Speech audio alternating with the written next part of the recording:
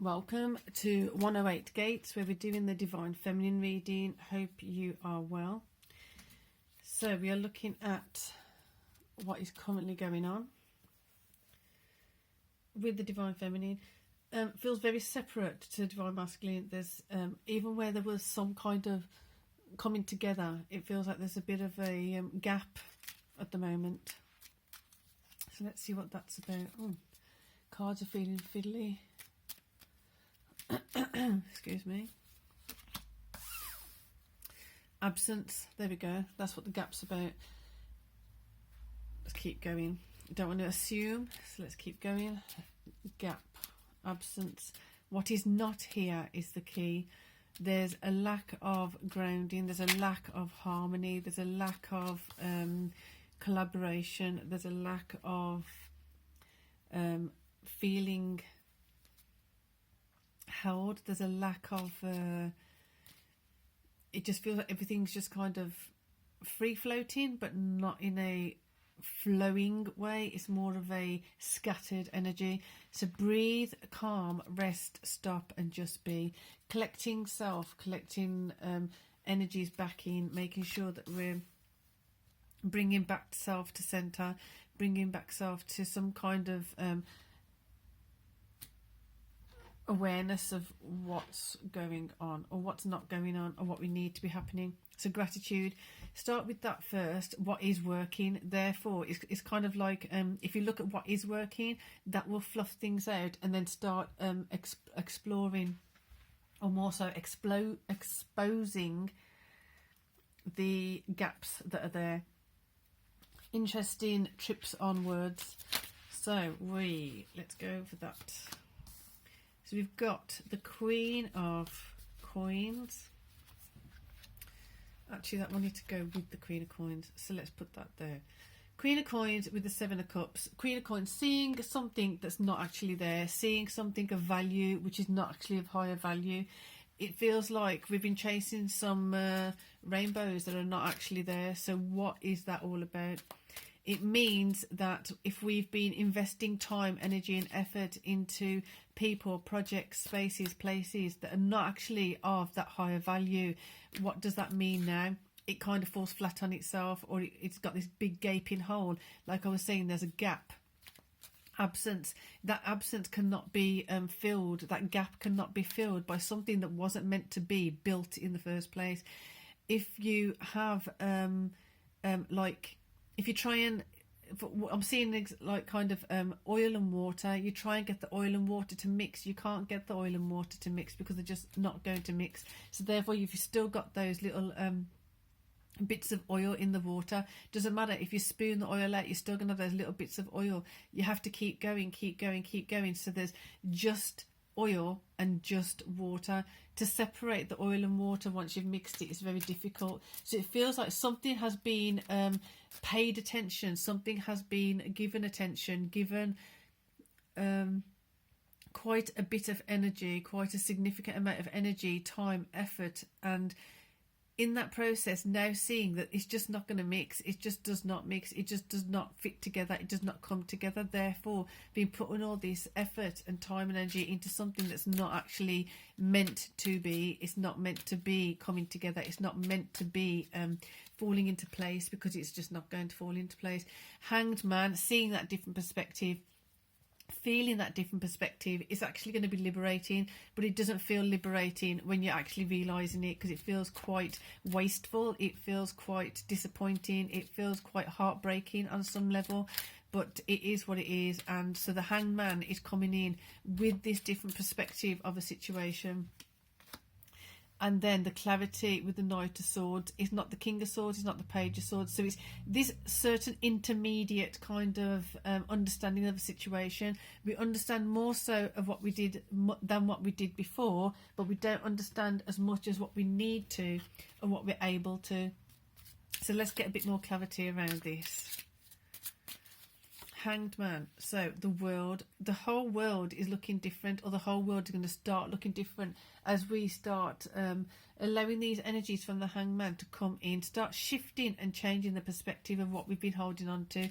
Some have been holding on to it more than most, because if we start admitting that this bit doesn't work, That meant we had to admit that that bit's not working. Then we had to admit that that bit's not working. Therefore, it's all a matter of now getting them to fit together, come together in a way that actually does work, or just come to the realization that some things just have to be let go of. But there has been that element of some people just been holding on. It'll work. I will make it fit. I will make it fix together. I will make sure this is going to work in the way I want it to work. It ain't going to happen. Another part of this split happening, that basically you either admit that it's not going to work, it's not going to happen that way, or you're going to be pulling yourself or pushing yourself or contorting yourself into a direction which is not favourable in the long term. So the hangman here, the opportunity is here now to see the world with a different perspective, see the world in a different way, see it in a more realistic, optimistic manner, so that you're able to have a different perspective that will inform you of what you need to shift and change. It'll inform you of the clarity that the Knight of Swords is bringing in. If you choose to see it or not is dependent on you. So with that Knight of Swords, it's not going to be an easy clarity coming in. There's not an easy sense of this is what's been happening, this is how it's been happening, this is how it's impacted self. There is going to be a sense of letdown, there's going to be a sense of disappointment, there's going to be a sense of resentment on some level, regret, remorse, all those lovely concoction of energies that inform us of where the gap is, inform us of what is absent. If we are feeling those low vibe energies, it's not about them being wrong, it's about them actually being present and acknowledging them so that they can be resolved and then transmuted, alchemized into something more beneficial, something stronger, something that will actually work for us. So it's not to be annoyed at it, it's to lift oneself up and out of it into a new way of operating in that field. Then the Queen of Coins gets a boost of perspective, gets a boost of, like, Nine of Coins is nothing to be sniffing at, basically. So with these Nine of Coins coming in, the actual value of what is not working actually can be transmuted into, therefore, reapplying self, reconnecting or disconnecting from what needs to be disconnected from, to more appropriately realign self, more appropriately place your time, energy, effort and all that stuff. It's a matter of shifting perspective. Hanged Man right there, to see the world in a different place. It's becoming quite apparent. There you go. So the Seven of Cups. Seven of Cups was based on a false perception of Ten of Cups. We need the Seven of Cups to illuminate maybe one or two cups that will work. From those one or two cups that will work, that will lead us then to the Ten of Cups. You can't have all of those seven cups possibly in here. Like we have the Eight of Cups coming after that, because sometimes there's an excess of things that we don't need. There's an excess of attention, effort, focus on things we don't need, we don't want, whatever that is. And then to get to the Ten of Cups, we only have the cups that we need. We don't carry the cups even if we don't need them. We don't carry the cups that belong to someone else. We don't carry the cups that are not meant for us. We have those 10 wholesome cups because we've come to a nice healthy space, a nice wholesome space where the Ten of Cups are our Ten of Cups, and they click together, they work together, they function together, and it is basically a harmonious space to be in. It's a place where things come together in a special way, in a particular way, and it's not always easy, but it is possible. It's coming in as it is possible. It's only possible when you start eliminating those things that are not for you, start eliminating those things that don't feel so great. So Three of Swords over here. The process is going to have a bit of sting. The process is going to have a bit of emotional turmoil, a bit of emotional realization, emotional kerfuffle, shall we say. But that in that emotional kerfuffle, you're going to be able to purge certain things. You're going to be able to let go of certain things and realize that this is your trip. This is your journey. This is your space you're doing it in. If someone else is not doing this at the same time or in the same way as you, let them do their stuff in their own way. You're doing it in your way, at your pace, at your required state of mind, if that makes sense. Bring that in a little so we can see her. So these Three of Swords are with the Nine of Wands, so they are quite important. It is quite relevant that they're coming in that way, because it's like when we've been hurt, we can switch ourselves off and we ignore the clarity that was coming in.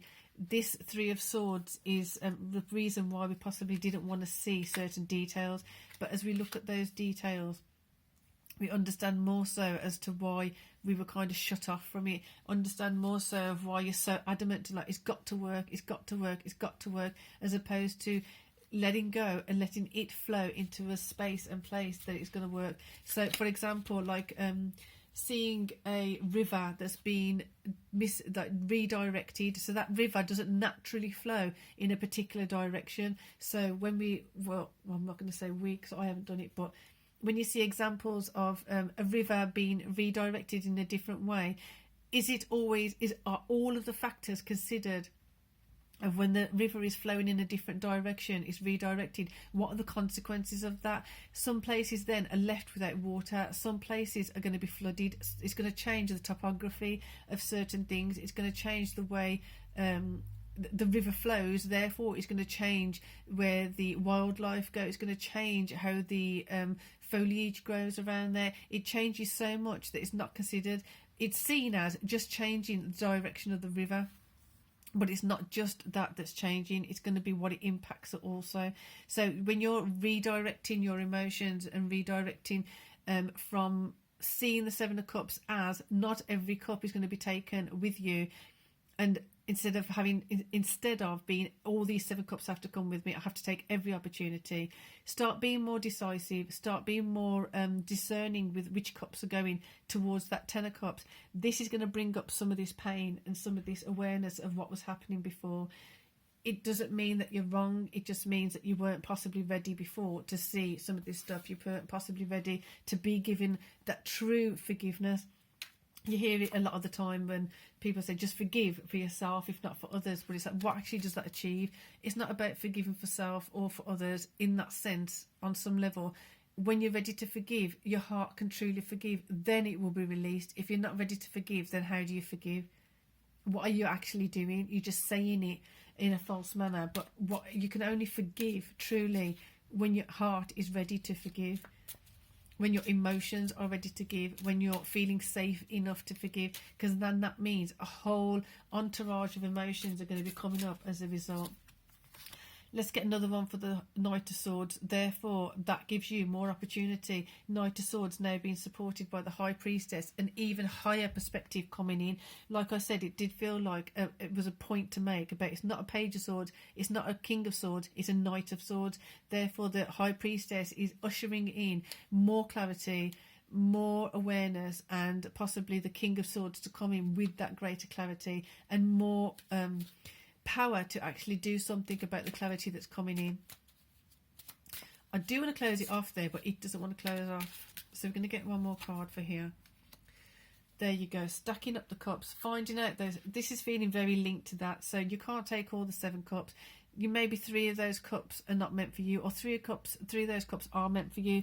Therefore, take the 3 cups that are meant for you, add it to your 10.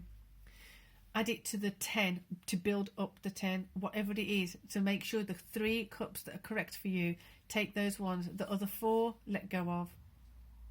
They're not for you. Or whatever it is. It seems like you're going to be very decisive of which cups you are choosing, which cups are you stacking up, which cups are you going to make as a part of, as a component of these 10 of Cups. Queen of Serpents, let's put that on. There you go. You've got loads of cups there too now. You've got 9 of Cups there. So you've got 3 right there. You've got 9 over here. Then you're going more than 10. When you be decisive about the cups you choose, it multiplies, it increases faster and quicker because you're choosing the genuine, sincere cups that are meant for you. Your emotions are going to be healthier. You have a higher level of emotional intelligence. You are open to being receptive to receiving higher intelligence, higher emotional intelligence.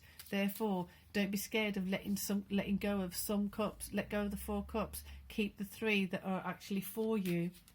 Those 3 will expand, multiply, beyond the 7 cups anyway, because you're not putting energy and effort into false expressions, false emotions, false things that are just not meant to work out in the way you want them to. You can't force it to be something it's not.